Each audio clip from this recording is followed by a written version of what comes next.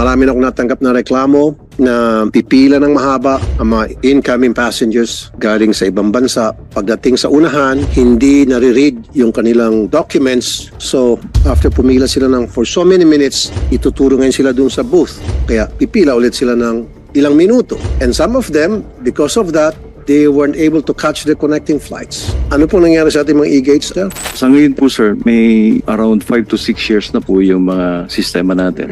But then nung lately po, nagkakabag down na rin po yung mga namin sir. Ano pong reason ba't nagbabag down, sir?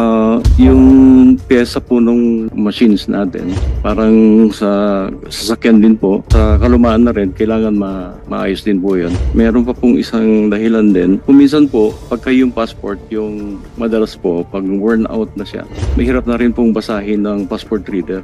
Nag-propose na rin po kami ng mga bagong expansion po or replacement ng mga e-gates na yan na para yung technology po na mas mabilis ang proseso. Salamat po rin po sa inyo at saka sa Kongreso. Nakapag-release po kayo ng some amount of money na at least 25% po ng mga counters natin mapapalitan na po ng mga e-gates na bago. At saka modern na ito, hindi yung makalumang e-gates. Yes, sir. Sabi nyo 6 years ago pa. Opo, mapapalitan na po yun sir. Mas maganda siguro kung dagdagan nyo para ma-ease yung congestion. At dapat yung maintenance provider ninyo ay maagap, masipag at maayos yung trabaho na para periodically maintain yung mga e-gates at hindi nakagkasira-sira.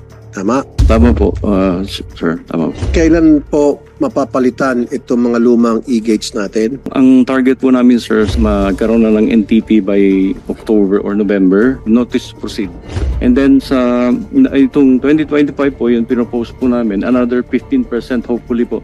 50% po, lahat ng immigration counters mapalitan ng puro e-gates. Very good. Opo. Kaya at Yan least po. tinatrabaho nyo po. Opo. Kumikilos kayo.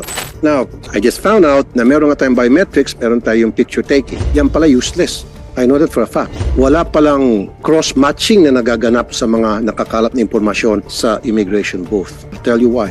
Yung pagdamo sa immigration, pipicturean ka o ang mark, yung pala ay data gathering lang. Walang ginagawang cross-matching. Am I right? Meron pong checking din po, sir. Umanistawan po, sir. Meron po tayo. I don't think so.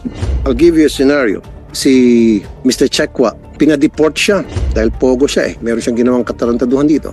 Ang nakalagay sa kanya, Chekwa Wang, nakalabas siya. Ayaw niyang bumalik ulit ng Pilipinas kahit na blacklisted siya.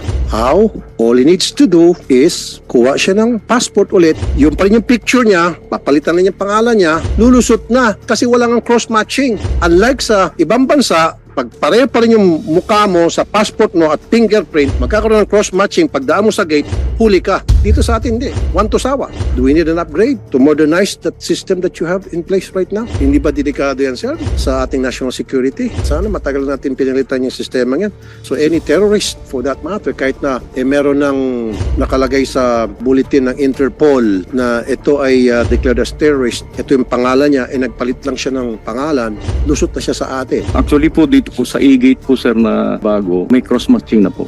Sige, pagtunan natin pansin, magtulungan po tayo. Kung kinakailangan, baguhin natin yung sistema, upgrade natin, gastusan natin kahit bilyones pa yan. Kasi when it comes to national security, there should be no compromise.